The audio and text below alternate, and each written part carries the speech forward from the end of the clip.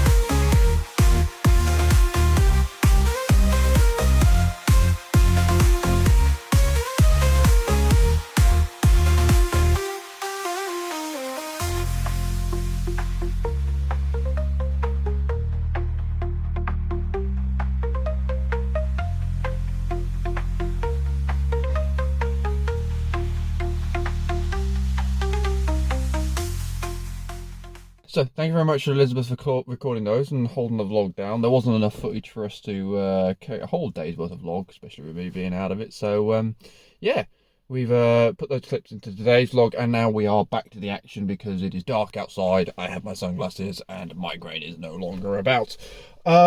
Things we did do yesterday, we went to Wickes, picked up some more screws because mysteriously the last pack we brought went missing. So Jack and I got to the till, realised that we hadn't had the screws scanned at Wickes the other day. So reminded the lady, she scanned them, we put them in the car, and then poof, they vanished. No idea where they've gone. So we then had to go buy another set of screws. So we did that. We quickly picked up some food as well. So we did a bit of a food shop. So we are back in action. We are ready to rumble. Now, the reason for starting the vlog so early today is I am on my way to work. But today's a little bit of a different work day. So we've been doing this thing called a ride and drive event inside of engineering operations at JLR where I work. And effectively what it means is that one of the things that they said is that employees don't really get a chance to experience the vehicles in their full unless they get to drive the manager's car, that sort of thing. So they're actually putting on a day down at the test track for us to go and have a drive of the vehicles and stuff like that. Now, unfortunately, being a test track in a prototype environment, I can't record anything. It makes some great vlog content, but I'm physically not allowed to take a camera with me, so I won't be able to record anything. But does promise high hopes of getting at some pretty high speeds on the track and also doing some off-roading in some of the Land Rover, Range Rover vehicles as well. So I'm going to go do that. You might get an update from me after the fact. Other than that, then I may see you back at the house. Elizabeth may record some more bits. And Jack should be coming around this afternoon to help us fly up the rest of the floorboards and plasterboards. So you may even get a Jack interruption straight after this. Who knows? Well, that was awesome. We took a F-Pace SVR down the track. We took an F-Type down the track. Sadly, we're only able to get up to about 115 miles an hour. Basically, apparently there's been an accident at the Nürburgring a few months ago and 2 people got killed on like a visitor lap type thing. Because of that, they've like really restricted the speeds across all of Europe. So previous groups that done it were able to get up like 170 miles an hour. But we were sort of capped there. But it's still nice to get out in the product, give them a good thrash on the track. It was nice to go out from there. We then took an I-Pace down on some of the like bumpy road, off-roading type courses. Not full off-roading, but it's to test like speed bumps, raised grate, potholes, that kind of stuff. And it handled itself really, really well. And then, yeah, we did a bit of an off-roading course in the Defender, which I've done before for my dad's 60th. We went over to the Solihull experience. But yeah, it was nice to get in the products, take some off-road, have a good chinwag with some other work colleagues. So fantastic. So I'm going to head back to my main site now and go do some actual work. And then we should hopefully be back later with some house renovation shenanigans. It's a bit later back at the house, and by a bit later I mean we've missed quite a lot of stuff. But Jack has been here relaying some floorboards. Missy has been helping him out with her along the way, so we'll roll a time lapse of that now. So thank you very much for them for getting them floorboards back down to room 2. I've been upstairs and braced those joists I was on about. I'll try and go up and show you in a little bit, but those are now all fixed and down together. Jack's just now trying to get down some of the floorboards in the landing as well, so we're nearly back down with all the floorboards as well. Taken longer than planned. Things have been progressing slower than expected, just with various different bits, but I'm hoping we can still get some of the plasterboard in a little bit later, at least get it in the house, because then it's ready to chop and I can put that up tomorrow, hopefully, fingers crossed. But yeah, we're just waiting for some food to arrive now, and then we'll crack on with the next job.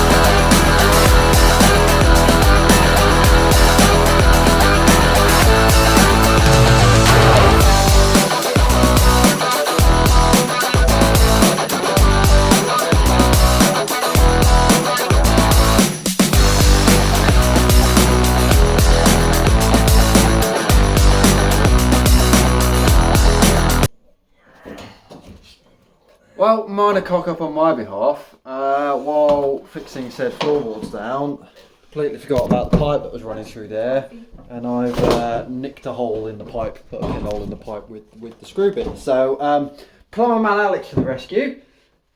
He is attempting to chop that piece of pipe out and make a replacement to repair the damage that I've done.